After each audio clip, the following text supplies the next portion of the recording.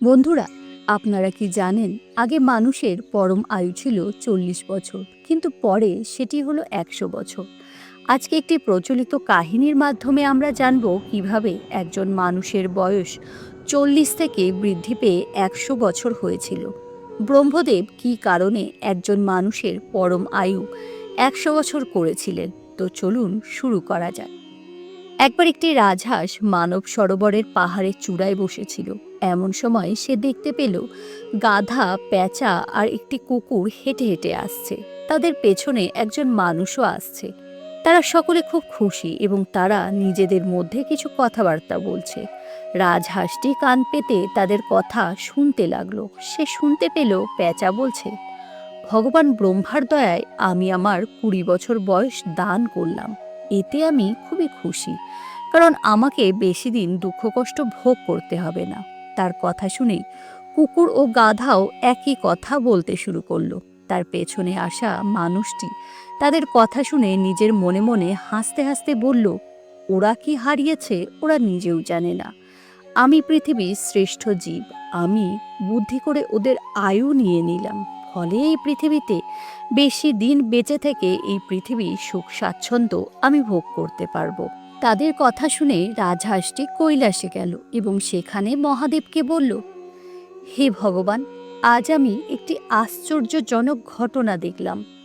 এর অর্থ কি তা আপনি আমাকে বলুন। আমি দেখলাম 3জন প্রাণী বলছে যে আমি আমার বয়স কমিয়েছি, এতে আমার খুব ভালো লাগছে। আবার একজন মানুষ বলছে আমি আমার বয়স বাড়িয়ে নিয়েছি, এতে আমি খুব খুশি। এর অর্থ কি প্রভু? মহাদেব তখন বললেন, তুমি এর কারণ জানতে চাও? ঠিক আছে, আমি তোমাকে বলছি, শোনো। এই 3টি প্রাণী, গাধা, কুকুর এবং পেঁচা, এই 3জন মিলে ব্রহ্মার দরবারে গেছিল। তাদের দেখে ব্রহ্মদেব বললেন, বৎস, কি ব্যাপার, তোমরা এখানে কেন এসেছো? তখন 3জনই বলল, হে ভগবান, আপনি আমাদের পরমায়ু কত নির্ধারণ করেছেন। সেখানে একজন মানুষও বসেছিল। তাকে দেখিয়ে ব্রহ্মা বললেন, তোমাদের 4জনেরই আমি পরম আয়ু 40 বছর করে দিয়েছি।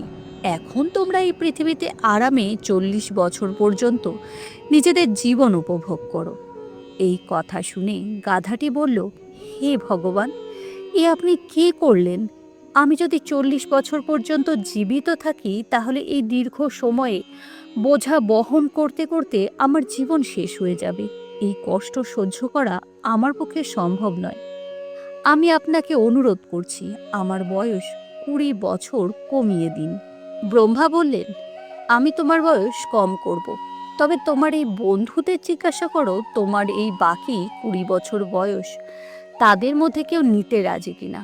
তোমার এই বয়স কেউ নিলে তবেই আমি তা কমিয়ে দিতে পারবো। তখন কুকুর ও পেঁচা সেই বয়স নিতে রাজি হলো না, কিন্তু সেখানে বসে থাকা মানুষটি বলল, ভগবান, আমি এই পৃথিবীর শ্রেষ্ঠ জীব, কিন্তু আপনি আমাকে অন্যদের মতোই মাত্র 40 বছর দিয়েছেন। মাত্র এই 40 বছরে আমি কি করব? এই পৃথিবীর কতটুকুই বা আমি দেখতে পারবো। আপনি গাধার ওই 20 বছর আমাকে দিয়ে দিন। ভগবান ব্রহ্মা তাই করলেন। গাধার 20 বছর তাকে দিলেন, ফলে তার পরম আয়ু হলো 60 বছর। এই দেখে কুকুরটি বলল, প্রভু, আপনি আমার পরমায়ু দিয়েছেন 40 বছর। আমি সবসময় ক্ষুধার্ত থাকি, খাবার পাই না, মানুষের দরজায় দরজায় ঘুরি, চিৎকার করি, আমার কথায় কেউ কান দেয় না, বিরক্ত হয়, মানুষ আমাকে লাঠি দিয়ে মারে। 40 বছর পর্যন্ত বেঁচে থাকলে আমাকে কত কষ্ট ভোগ করতে হবে। প্রভু, দয়া করে আমার আয়ু 20 বছর কমিয়ে দিন। আমি এত বছর বাঁচতে চাই না। প্রভু, আমি যদি এত বছর বাঁচি তবে আমার অবস্থাও করুণ হয়ে যাবে। দয়া করুন প্রভু। ভগবান ব্রহ্মা বললেন, তোমার বয়স কমানো সম্ভব হবে যদি তোমার এই বয়স কেউ নিয়ে নেয়। তখন সেখানে উপস্থিত ওই মানুষটি বললেন, প্রভু, আমি মাত্র 60 বছর বয়সে কি করব? এই পৃথিবীতে আমার কত কিছু করার আছে, কত কিছু দেখার আছে। ওই বাকি 20 বছর আপনি আমাকে দিয়ে দিন। তখন ব্রহ্মা বললেন, তবে তাই হোক। ফলে মানুষের তখন পরম আয়ু 60 থেকে হলো 80 বছর। এরপর পেঁচা বলল, প্রভু, আমিও এত বেশি দিন বাঁচতে চাই না। আমি দিনে দেখতে পাই না, শুধু রাতের বেলায় দেখতে পাই। তাই একটা নির্দিষ্ট জায়গায় আমাকে চুপচাপ বসে থাকতে হয়। কাউকে আমি দেখতে পাই না, একটু খাবারের জন্য অপেক্ষা করতে হয়। এই দীর্ঘ জীবন দিয়ে আমি কি করব? আমারও বয়স আপনি কমিয়ে দিন। ভগবান ব্রহ্মা বললেন, পেঁচা, যদি কেউ তোমার বয়স নিতে প্রস্তুত থাকে তাহলে আমি তোমার বয়স কমিয়ে দেব। তখন সেখানে উপস্থিত ওই মানুষটি বললেন, আমি এই 80 বছর নিয়ে কি করব?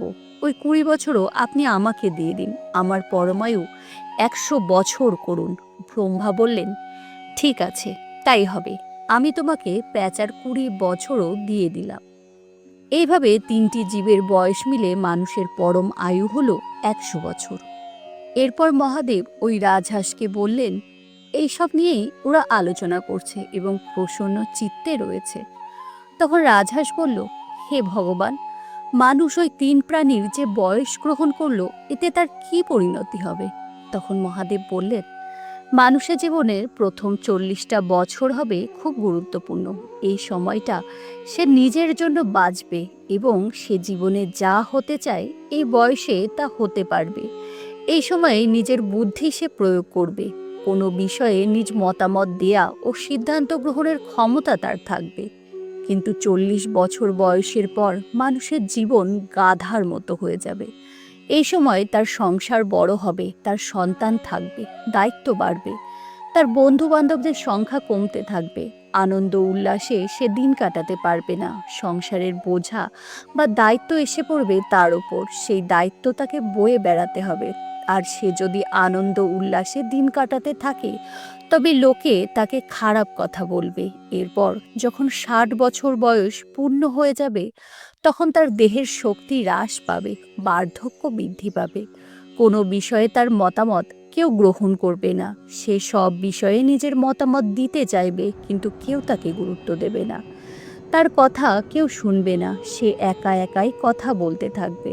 একবার এর কাছে যাবে, একবার ওর কাছে, কিন্তু কারোর কাছেই তার গুরুত্ব থাকবে না। কখনো কখনো নিজের বক্তব্য বোঝানোর জন্য ঝগড়াঝাটি করবে, কখনো বা একা একাই নানান কথা বলবে। কিন্তু সে হয়ে যাবে সংসারে গুরুত্বহীন। সবাই তার থেকে একটু একটু করে দূরে সরে যেতে থাকবে। এরপর যখন তার বয়স 80-র বেশি হবে তখন তার দৃষ্টিশক্তি ক্ষীণ হবে। হাঁটা চলার শক্তি থাকবে না, তার হাত পা কাজ করা বন্ধ করে দেবে। সে না কিছু দেখতে পাবে, না কিছু শুনতে পাবে। একা একাই চুপ করে বসে থাকতে হবে। সে একা হয়ে যাবে, পেঁচার মতো। এইভাবে মূল্যহীন একটি জীবন সে কাটাবে, কিন্তু তার কিছুই করার থাকবে না। তো বন্ধুরা, প্রচলিত কাহিনী থেকে জানা যায় এইভাবেই বিভিন্ন পশু পাখির আয়ু নিয়ে মানুষ তার পরম আয়ু 100 বছর করেছিল, যেখানে প্রথম 40 বছর পর্যন্ত সে নিজের মতো করে জীবন কাটাতে পারে।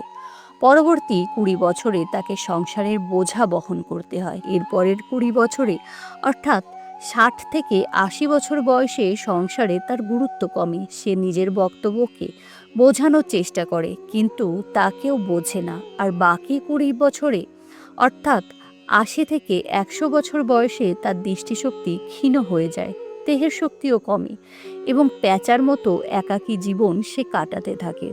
আমাদের সংসার জীবনে বেশিরভাগ মানুষের ক্ষেত্রেই এই সবই ঘটে, তবে কিছু কিছু ক্ষেত্রে ব্যতিক্রমী ঘটনাও দেখা যায়। তো এই ছিল আজকের কাহিনী। কাহিনীটি কেমন লাগলো তা জানাবে। সকলে ভালো থাকবেন। নমস্কার।